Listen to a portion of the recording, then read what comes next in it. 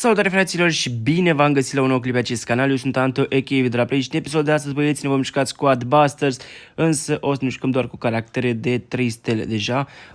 Avem mai multe caractere de 3 stele, însă avem multe și de 2 sau de chiar o stea, dacă nu mă înșel. Ice Wizard 2 este de o singură stea, mai avem Tankul, Barbarian, Jesse, Max, Healer-ul Mortis, Royalul de 2 stele și în rest de 3 stele, așa că astăzi o să ne jucăm cu doar 3 stele, băieți, așa că abonați-vă și voi dacă vreți să mai facem challenge-uri interesante și lăsați-mi în comentarii ce challenge-uri ați vrea să mai facem, pentru că data viitoare poate o să leg challenge-ul tău.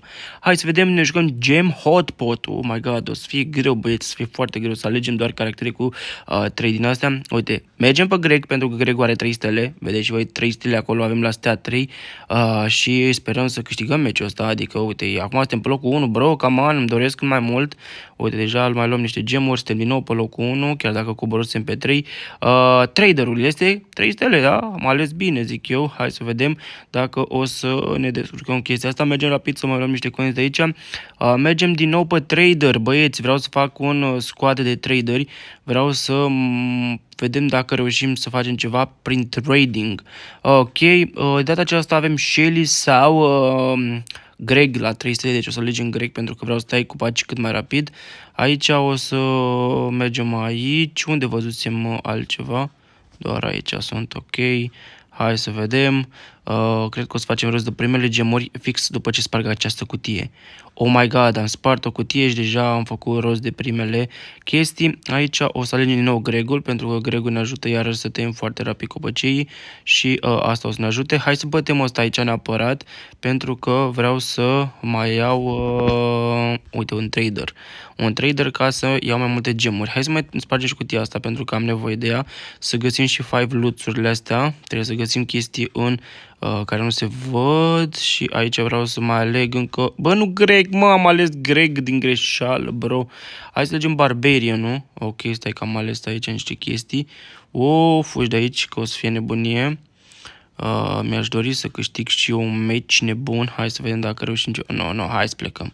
Hai să plecăm cu Greg, vreau să facem o nebunie aici, pentru că dă niște gemulețe. Hai, bam, bam. Uite aici niște gemuri lăsate. Asta barbarul, hai să fugim repede, că nu se poate, băieți. Este groasă treaba. Hai să luăm hotpot-ul ăsta noi. Nu cred că era o idee bună, sincer. Nu cred că e o idee foarte bună, băieți. Pentru că ăsta o să mă alerge toată mapa și el o să ia gemurile, nu o să le iau eu. Ok.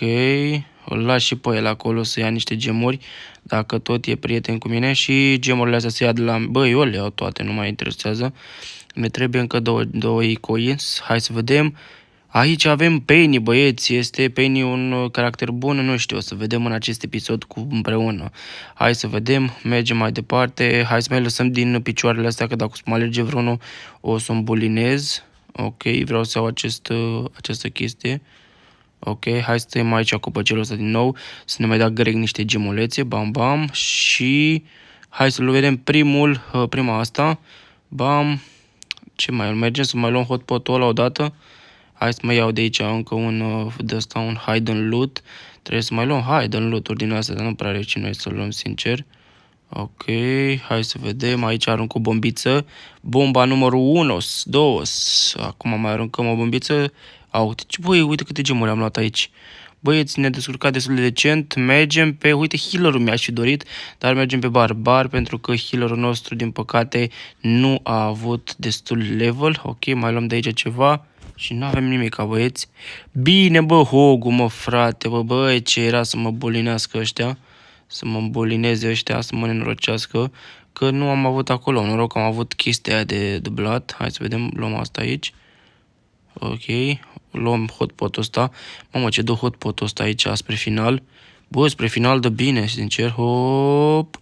Hai să mai luăm aici o Penny. Stai un pic că vreau să fug. Și gemurile astea eu le iau, nu mai se pune problema. Hai să bătem ăștia acum rapid, să mai luăm niște coins. Suntem la 400 de gemuri, băieți. 400 de gemuri, deci ne-am descurcat foarte bine. Hai să luăm Penny.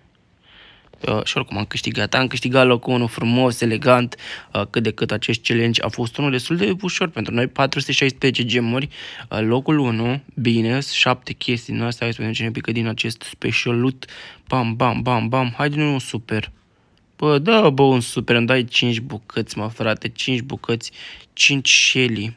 Bro, come on. Acum, am făcut asta cu trigger-ul, fai 5 loot, Hayden. M-am omorât cu fai 5 loot-ul ăsta, că mă enervează că nu-mi place niciodată. Mai avem un Chestanis, ca să nu mai cumpărăm noi încă unul și hai să mai dăm un match, un ultim match, zic eu. Twisting Trails, Double Trouble, let's go. Mai ce Double Trouble, uiți, o să avem ceva de muncă. Mergem prima dată pe Bo. Aici am prins la prima tură 3 chestii cu 3 stele, deci am merit bine. Hai să vedem. Vreau să iau coltul. Se pare coltul destul de bunicel, sincer, mai ales dacă îi dăm și un fusion acolo, nebunie. Hai să vedem. O să arunc ăsta aici ca să vină golemul ăla. Hai să vedem ce facem cu golemul ăsta nebun. Up. Hei, tu. Oricum îl bătem acum. Bă, dar n-am reușit, fii atent. Ok, și hai să vedem ce alegem aici. Greg, clar, 3 stele. Gregul ăsta o să mă ajute enorm ca să luăm niște gemuri și coin și toate cele. Încă o dată aici mergem tot pe Greg.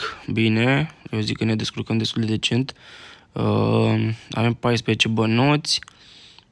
Se poate și mai bine. Hai să-i furăm ăsta gemurile. Și cred că îi bătem și coltul. Fii atent că mi-a bătut și el un caracter, băieți.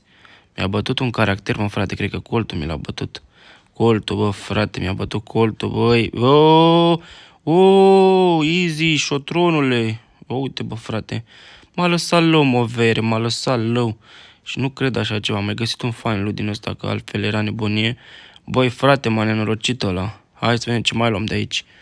Mergem pe Colt să-l fuzionăm și pe el. Ok. Easy copilul. Ok, avem și un hotpot din ăsta. Farnance, nu hotpot. Bam, am luat și boul ăsta ca să-l fuzionăm și pe el. Acum avem 4 chestii fuzionate. O să aruncăm asta aici ca să ne apere cumva un pic. Și hai să mai tăiem încă un copăcel cu Greg. Haide, Gregule, haide, tată! Mergem pe... Hai să luăm și el primul, sincer că e bun și el primul. Eu zic că este destul de decentuț. Hai să betăm ăștia.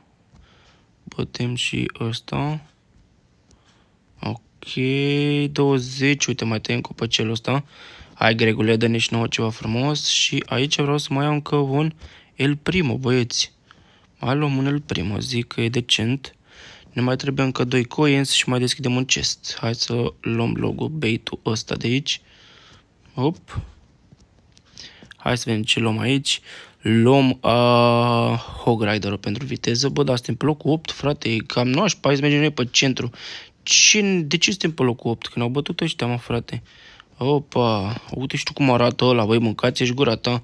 N-ai, mă, frate. Pe ce trebuie să fac? Să nebunească carasul. Uite, încă un El Primo nebun. Hai să vedem. Vreau să mai... Bă, ia mai dă-l, mă, încolo și pe ăsta. Ok, vreau să iau un fusion. Hai să luăm un fusion cu încă un boss, sincer, că boss dă destul de multe chestii. Ok, mai tăiem copăcel aici. O să-l bătem neapărat. Vreau să-l bag neapărat pe ăsta, pentru că mai luăm niște gemuri după el și mai facem ceva pe aici. Hai să vedem, mai luăm o bea, că altceva n-am de luat și bea asta e aici. Ok. Hai să vedem dacă ne descurcăm mai mult. Tot pe locul 7 suntem. Nu e bine, sincer. Luăm arcașa, pentru că doar arcașa avem la level 3 de acolo. Hai să vedem. Nu vreau să-l bătem pe ăsta. Îl prindem la mijloc, îl prindem pe ăsta la mijloc. Îl prindem pe ăsta la mijloc, băieți. Bă, dar lasă-mă, frate, să taușontină un pic. Uite și tu, mă, frate, uite și tu. Bă, ăsta, aoleu, vere, mă bate, mă nenorăcește ăsta. Hai să vedem, locul 3, hai că am fugit. Have a great day, Gotago. Ok, locul 3, 4. Eu zic că e decent momentan. Locul 5 deja. No, locul 6, bro. Come on, bro. Ce s-a întâmplat aici, mă, vere, mă? Cum mă să iau locul 6, mă? Haide, mă. Joc Impact, nu mai joc acest joc niciodată. Cam ăsta a fost episodul, băieți. V-am pupat. Ceaules, baules. Hai să deschidem ăsta, acestul ăsta super big, că altceva nu mai sunt supărat. 10 goblini, măcar 10 goblini, da, tot puțin, sincer. Tot puțin, bro, și uite-te și tu chestie, gata, nu mai jos Squadbusters, ne auzim cu alt joc, ceau, pau.